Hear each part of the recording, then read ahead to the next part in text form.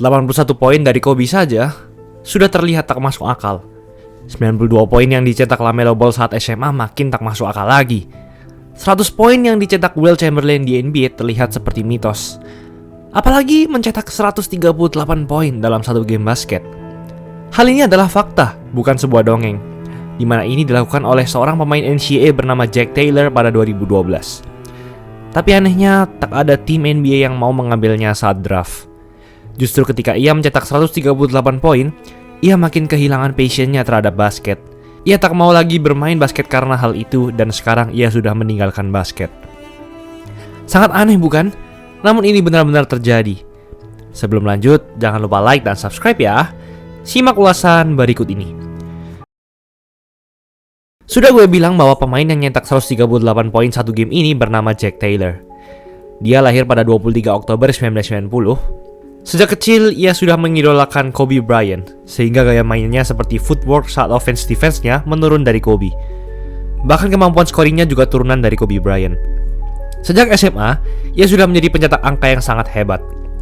Bermain di SMA Black River Falls High School, saat musim terakhirnya, ia mencatatkan 20,4 poin per game, 4,7 assist per game, dengan persentase 42,3% tembakan 3 angka, terbilang sangat tinggi.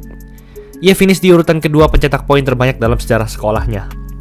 Meskipun ia ditawari beasiswa oleh beberapa kampus NCAA Divisi 1, namun karena tak ada yang cocok, ia masuk ke kampus Martinsburg Academy.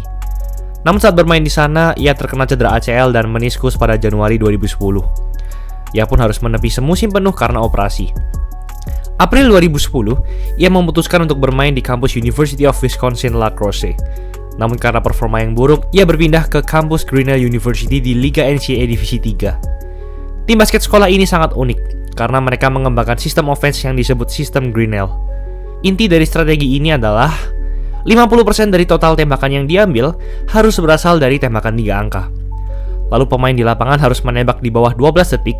Jadi ketika shot clock baru jalan 12 detik, pemain Grinnell sudah harus mengambil tembakan. Dan saat melakukan defense, hanya 3 orang saja yang di bawah ring. 2 pemain lainnya menunggu di depan untuk diumpan jauh, atau bahasa gaul Indonesianya adalah nyampah poin atau cherry picking. Lalu pemain Grinnell sering sekali melakukan substitusi pemain. Jadi para cadangan sangat bagus bermain di sini karena mereka pasti dimainkan. Jarang ada pemain Grinnell yang bermain lebih dari rataan 20 menit tiap game. Tujuannya yaitu untuk mencari secepat mungkin mana pemain yang sedang panas. Strategi ini terbukti membuat offense kampus Grinnell nomor 1 di NCAA Divisi 3. Tim ini sudah memimpin rataan poin yang dicetak satu tim selama 17 dari 19 tahun. Tak hanya itu, namun strategi ini juga cukup membuat tim ini sukses dan memegang beberapa rekor NCAA. Salah satunya assist terbanyak yang dicetak satu pemain, yaitu 37 assist total. Jadi hal ini sangat membantu pemain-pemain mereka untuk mencetak poin dengan mudah. Bahkan sebelum Jack mencetak 138 poin, ada rekan setimnya yaitu Griffin yang mencetak 89 poin dalam satu game. Di game tersebut, Jack melakukan ini.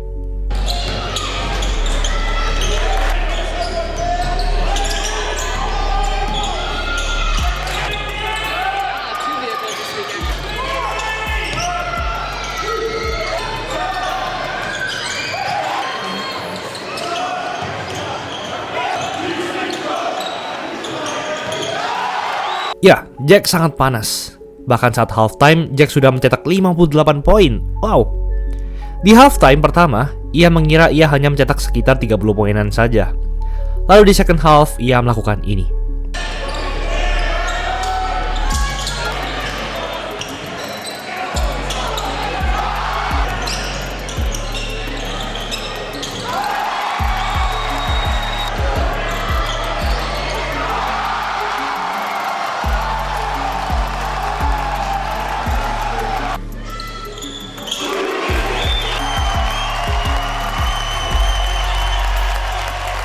Ya, ia makin menggila lagi di mana ia mencetak 80 poin di paruh kedua. Ia berkata ketika ia mencetak 7 atau 8 tembakan 3 angka beruntun, ia merasa apapun yang ia tembakan akan selalu masuk. Ini benar-benar terjadi di mana ia mencetak 7 tembakan 3 angka beruntun dalam 2 menit saja. Wow. Dan setelah game ini, Jack mencatatkan rekor poin terbanyak yang dicetak satu pemain dalam satu game di sejarah NCAA. Namun kalau kalian lihat statistik Jack lebih lengkap lagi, mungkin kalian berpikir bahwa yang dilakukan Jack tak sefantastis itu. Statistiknya di game ini, dalam 36 menit bermain, ia mencetak 138 poin, memasukkan 52 dari 108 tembakan. 108 kali tembakan. Itu artinya 48% field goals. Sebagai perbandingan, ketika Kobe mencetak 81 poin, ia membenamkan 28 dari 46 tembakan. Artinya field goals-nya 61%. Jadi tembakan yang diambil Kobe tidak sampai setengah dari yang diambil Jack. Lalu kalau kalian lihat statistik tembakan 3 angka dari Jack, mungkin kalian akan berpikir ulang. Jack memasukkan 27 dari 71 tembakan 3 angka. 71 tembakan 3 angka dalam satu game. Bayangin aja kalian nonton DBL dan ada pemain yang nembak 3 angka 71 kali satu game. Sebagai bandingan, Kobe memasukkan 7 dari 13 tembakan 3 angka saat ia mencetak 81 poin. Cuma 13. Jadi di pertandingan ini, jelas bahwa bola selalu dipegang Jack. Dari seluruh pemain Grinnell di game itu, hanya satu pemain saja yang mencetak lebih dari 10 poin selain Jack. Tapi ada satu cerita di balik tim lawan yang tertutup oleh Jack ini, di mana ada pemain lawan bernama David Larson yang mencetak 70 poin juga dengan field goals 77%. Ini agak lucu. Gimana rasanya Anda mencetak 70 poin tapi tim Anda tetap kalah? Dan sebenarnya ini sama memukaunya dengan yang dilakukan Jack. Fakta mengejutkan juga bahwa 1 tahun setelah game ini, Jack mencetak rekor lagi, yaitu 109 poin, menjadi urutan ketiga poin terbanyak yang dicetak dalam satu game NCAA. Lanjut, mungkin kalian bertanya-tanya, terus kenapa pemain yang udah nyetak 138 poin ini, akhirnya nggak ada tim NBA yang mau ngambil? Jack pernah mencoba masuk NBA Draft 2015, tapi tak ada tim yang mau mengambilnya. Jawabannya tentu karena sistem dari kampus Jack ini. Jelas berbeda sistem yang dilakukan oleh kampus Jack dengan tim-tim NBA. Gak mungkin tim NBA bisa sukses dengan mengandalkan strategi seperti ini, karena defense tentunya sangat penting juga di NBA.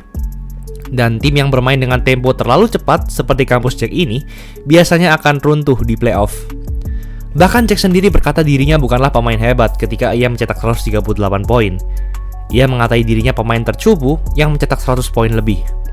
Setelah ia tidak di draft, ia tak mencoba untuk bermain di liga profesional negara lain, namun memutuskan untuk meninggalkan basket. Dan justru pertandingan di mana ia mencetak 138 poin itulah yang menjadi trigger utamanya. Jack adalah orang yang sangat religius. Ketika ia mencetak 138 poin, ia merasa itu adalah jalan Tuhan untuk membuat dirinya lebih mudah dikenal dan disorot media. Dan Jack berniat untuk menggunakan hal tersebut untuk menyebarkan pesan Tuhan kepada banyak orang. Namun media tak memiliki tujuan tersebut, di mana media lebih berfokus ke hal basket dari Jack daripada agamanya. Hal ini justru dianggap negatif dan buruk oleh Jack, dan ia merasa bola basket telah menyakiti hatinya. Dan ia tak bermain basket dan tak mau melihat basket lagi justru karena itu. Sekarang ia bekerja sebagai fotografer dan YouTuber, dan kelihatannya ia fine-fine saja dengan keputusannya itu. Jadi kesimpulannya, justru momen tertinggi hidupnya lah yang justru merubah hidupnya 180 derajat. Tapi gue sangat respect ke keputusan yang diambil Jack, di mana ia mengambil jalan yang menurutnya terbaik, meskipun bagi banyak orang-orang mungkin keputusannya ini terbilang aneh. Itulah ulasan mengenai episode kali ini. Yo guys, buat kalian yang mau cari-cari jersey basket, langsung aja cek sosmed @easysportswear. Tersedia di Shopee, Instagram, dan Tokopedia. Kuy, buruan diserbu. Jangan lupa like, komen, dan subscribe agar channel ini bisa berkembang dan menghasilkan video menarik lainnya. Thanks for watching, I'll see you in the next video.